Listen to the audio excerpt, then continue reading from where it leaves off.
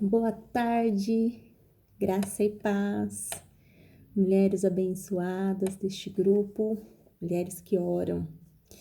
Com muita alegria que eu venho aqui trazer para vocês uma breve reflexão, né? A gente vai falar um pouquinho sobre o livro de Josué, o capítulo 3, essa história que nos motiva, nos ensina e nos capacita a sermos mulheres corajosas, mulheres vitoriosas. O Senhor deixou essa história aqui, permitiu que esse povo vivesse tudo que viveu, para que nós pudéssemos ler e para que nós pudéssemos ser encorajadas pela sua palavra. Mas antes de nós falarmos um pouquinho sobre a travessia do Rio Jordão, eu quero que vocês entendam por que esse povo veio parar aqui. O povo hebreu, que é o povo que veio da descendência de Abraão, da qual Deus, através de Abraão e sua família, fez para si um povo. Ele viveu como escravo no Egito por 400 anos. E depois de 400 anos, Deus ouve o clamor desse povo e levanta Moisés para liderar esse povo, para realizar feitos portentosos através da vida de Moisés.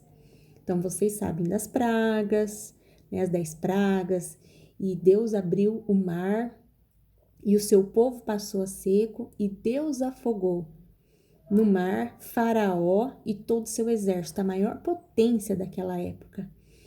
E esse povo também viveu no deserto por muitos anos. E no deserto, Deus sustentou esse povo. Deus enviou o maná do céu, Deus fez água brotar da rocha, Deus, durante a noite, os acompanhava como uma coluna de fogo para que pudesse aquecer esse povo, porque no deserto à noite é frio, e também para que pudesse ter luminosidade. E durante o dia, Deus os acompanhava como uma nuvem para protegê-los do calor escaldante do deserto. Amados, o nosso Deus, Ele é o mesmo ontem, hoje e sempre será. Sua palavra nos garante isso. E se Deus fez isso por este povo, o que Deus não pode fazer por você hoje? Eu sei que todas nós temos os nossos obstáculos, as nossas barreiras que nos são propostas todos os dias. Pode ser que você esteja aqui ouvindo essa palavra e dizendo assim: Tereza, você não conhece, né, os meus problemas, você não conhece aquilo que eu vivo. Tudo bem, eu não conheço, mas o Senhor, Ele conhece.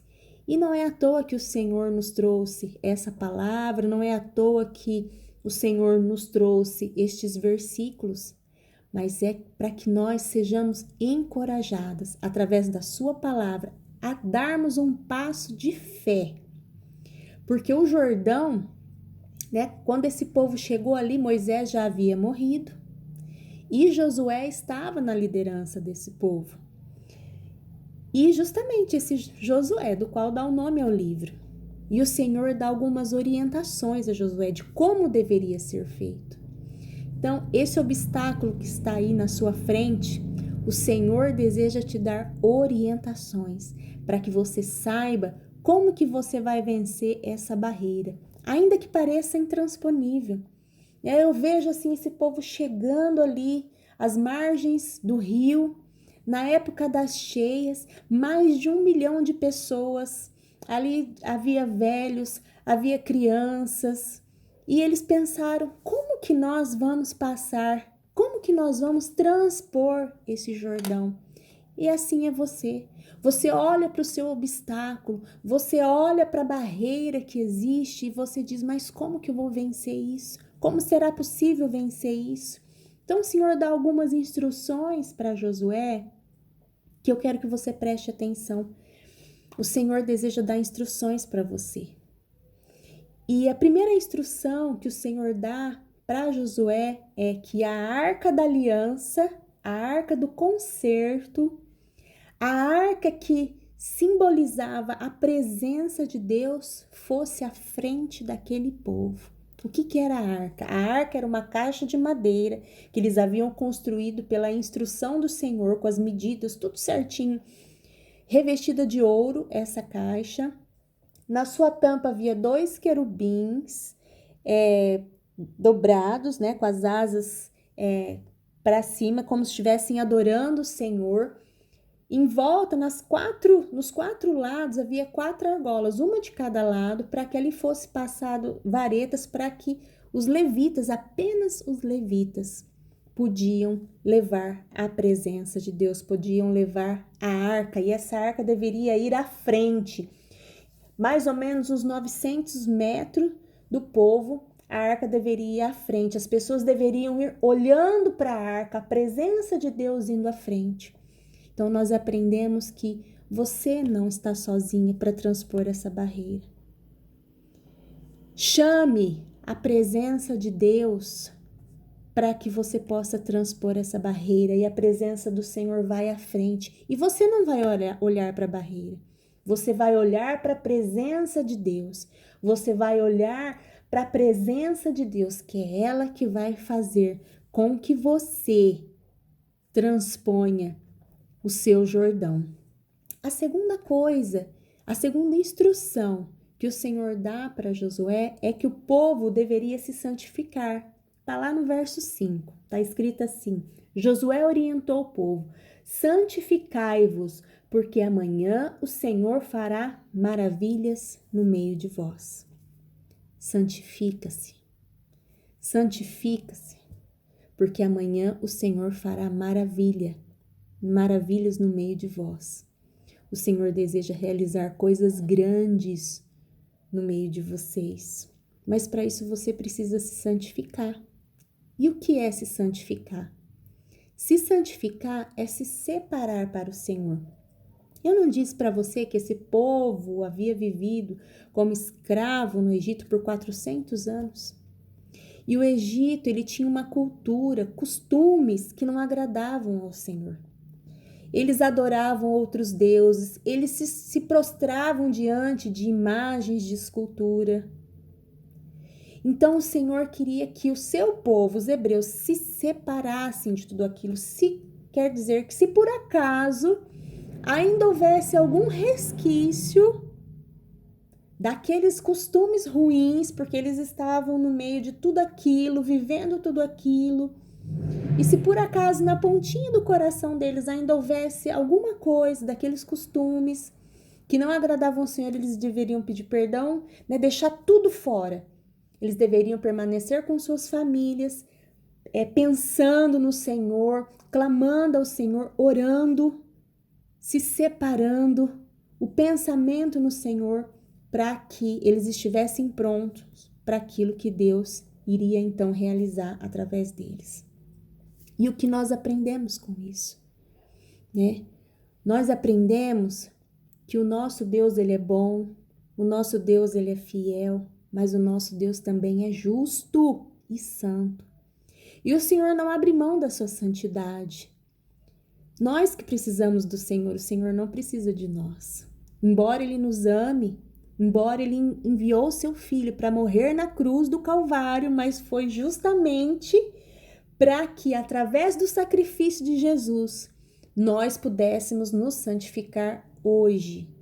Então, quando eu entendo que Jesus, ele é o meu Salvador, quando eu entendo que eu sou uma pecadora, então eu deixo de cometer os mesmos atos, eu deixo de ser quem eu sou, porque a palavra diz que eu devo tomar a minha cruz e seguir o Senhor. É viver conforme o Senhor deseja que eu viva, é ser aquilo que o Senhor deseja que eu seja. Mas quantas propostas não nos são feitas todos os dias? É como se nós ainda estivéssemos no Egito, né? Nós não conseguimos libertar o nosso coração de tantas coisas, né? Quantos costumes, quantas atitudes nos são propostas todos os dias. O modo de vestir, o modo de falar, o modo de ser, mas o Senhor deseja que nós nos santifiquemos, que nós deixemos tudo isso de lado e que nós possamos viver conforme o Senhor deseja que nós vivamos. que quando o Senhor for à frente das nossas batalhas, nós possamos olhar o Senhor indo e nos dando vitória e nos possibilitando a alcançar o inalcançável. Sabe por quê? Porque o Jordão, como eu disse para vocês, era uma barreira natural e intransponível. Mas por que Deus escolheu aquele lugar para passar? Eles estavam ali à frente de Jericó, que era a primeira cidade com grandes muros, fortificada. E eu creio assim, será que por algum momento eles pensaram, como que nós vamos vencer? E nós não somos assim também? Como que nós vamos vencer? Mas o Senhor, Ele também luta as nossas batalhas. E assim foi com esse povo. E uma outra instrução que o Senhor dá para esse povo é que quando a planta dos pés dos sacerdotes que transportam a arca de Yahvé, o soberano de toda a terra, pousarem nas águas do Jordão, as águas do Jordão serão cortadas. A correnteza será represada e as águas formarão uma espécie de muralha. Então, os sacerdotes, os levitas, só eles podiam carregar a arca. Então, quando eles entrassem na água, a água deixaria de correr, formaria uma barreira lá em cima, como se a água fosse represada, né? E os demais passariam a seco. Uma outra lição que nós aprendemos aqui é que aqueles que carregam a presença, eles têm que molhar os pés. O Senhor sempre envia aqueles que vão à frente. O Senhor sempre chama alguns como desbravadores espirituais. E eu creio que você, minha amada, é uma desbravadora espiritual aí para tua casa, para interceder pela tua casa, para interceder pela sua família. Então, se você carrega a presença, não tem jeito, você vai ter que molhar os pés. Você vai ter que molhar os pés para que os outros possam passar a seco. Carregar a presença de Deus, para isso você precisa ser separada. Carregar a presença de Deus, você precisa ter propósitos específicos. Seja você uma desbravadora do Senhor. Tome posse do lugar da qual o Senhor deseja te colocar ou da qual Ele já te colocou.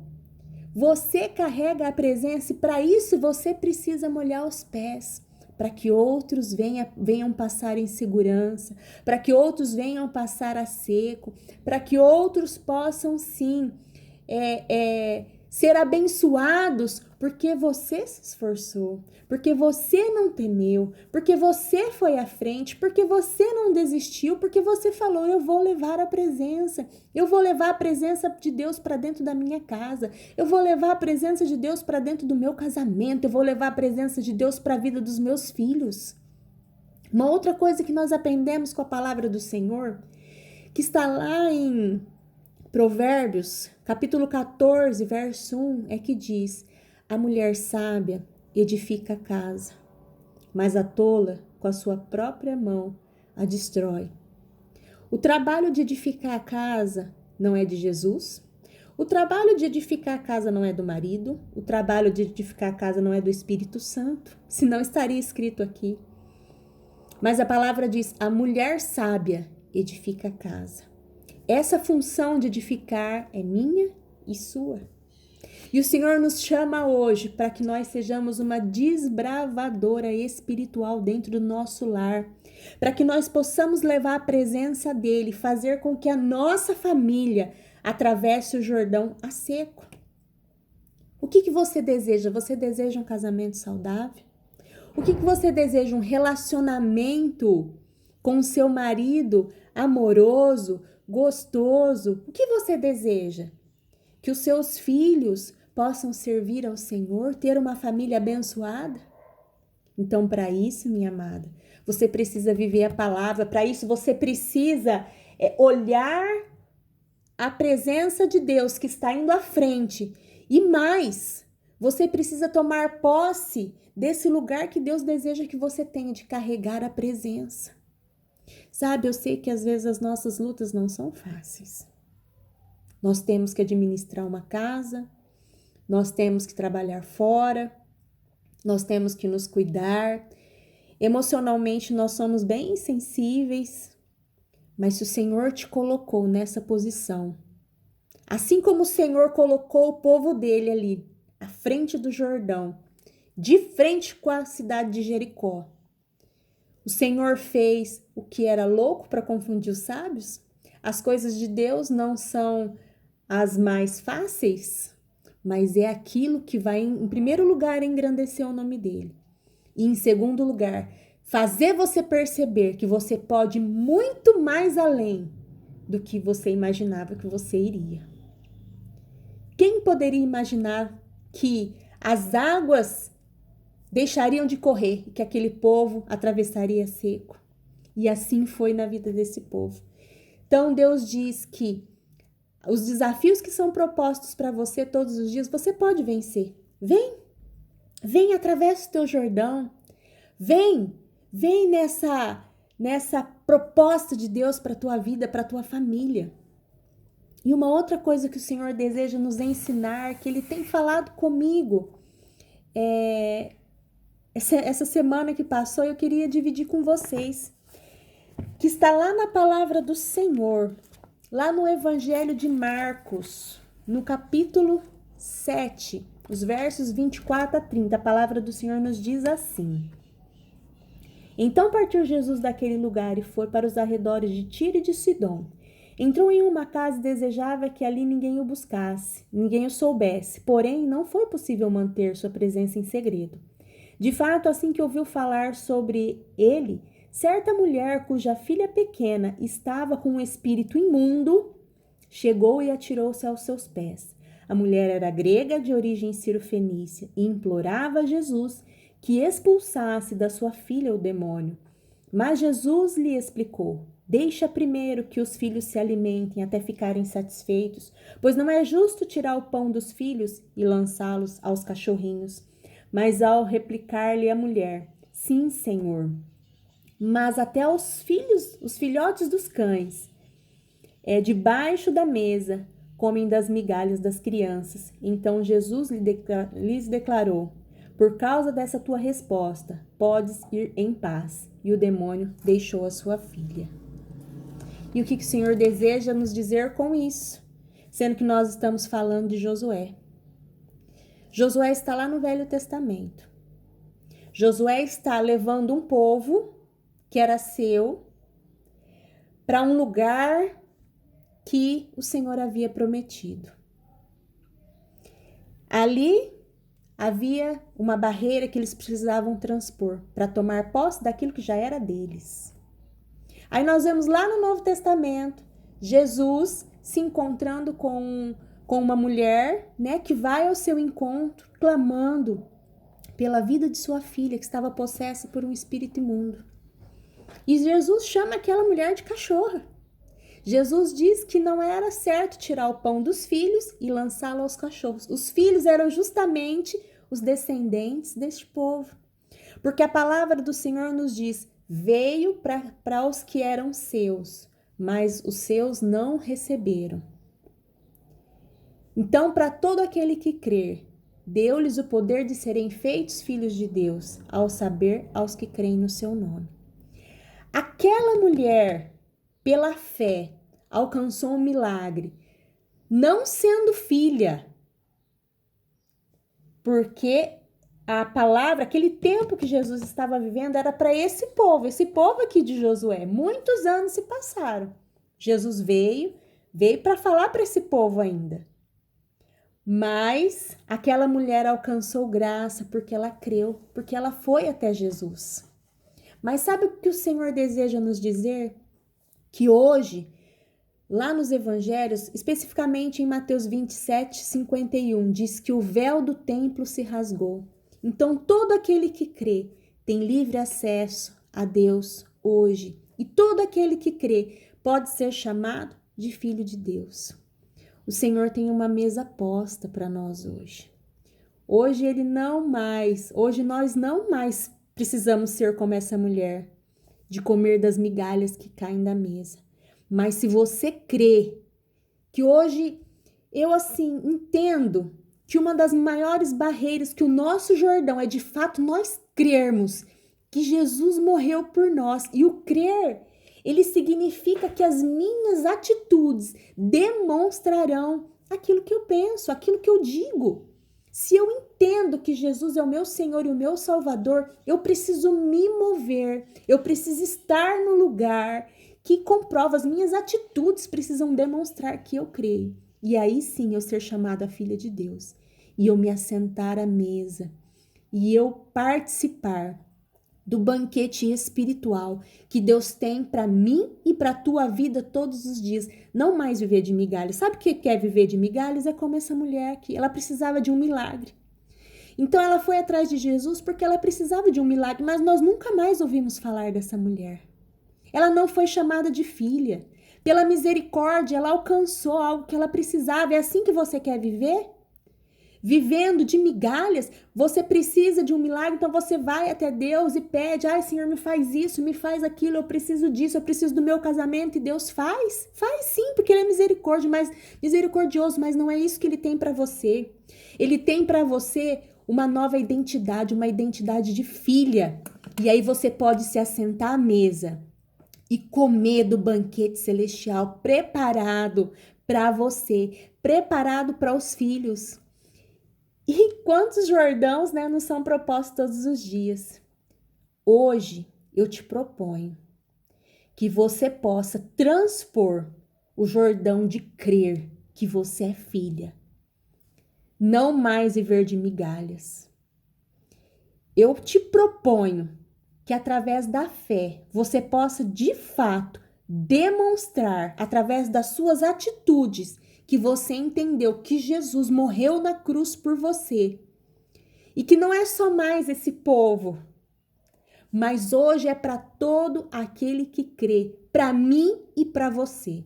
Que você seja uma desbravadora de Deus, que você seja uma levita de Deus, que você seja uma sacerdotisa, uma profeta de Deus, uma mulher de oração que edifica a casa e que você possa sim ter coragem de não só molhar os pés, mas que você possa ter coragem de se atirar nas águas do Espírito e trazer a presença de Deus para dentro da tua casa, que você seja a presença viva de Deus aí onde você é, para toda a tua família e para todo aquele que crê.